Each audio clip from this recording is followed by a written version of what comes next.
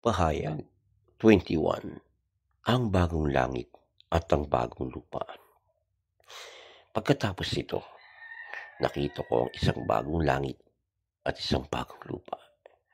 Wala na ang dating langit at lupa. Wala na rin ang dagat.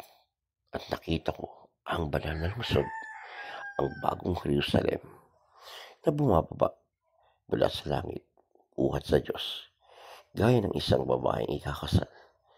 Siya'y nakabihis at nakahanda sa pagsalubong sa kanyang mapapangasawa. Narinig ko ang isang malakas na tinig mula sa trono. Tingnan ninyo, ang tahanan ng Diyos ay nasa piling na ng mga tao.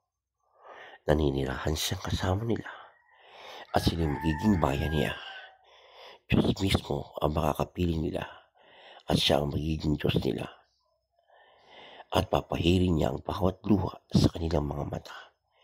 Wala nang kamatayan, dalamhati, pagtangis at paghihirap, sapagkat lumipas na ang dating mga bagay.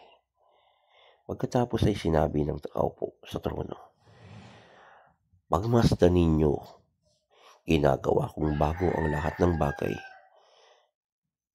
At sinabi niya sa akin, "Isulat mo sapagkat maaasahan at totoo ang salitang ito."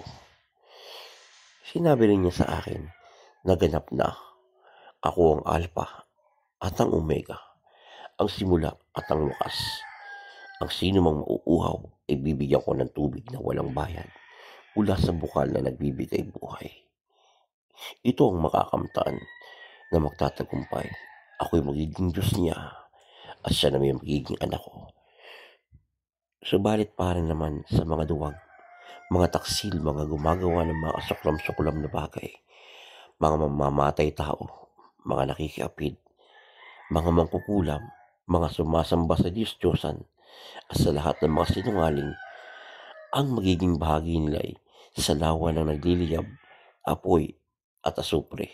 Ito ang pangalawang kamatayan."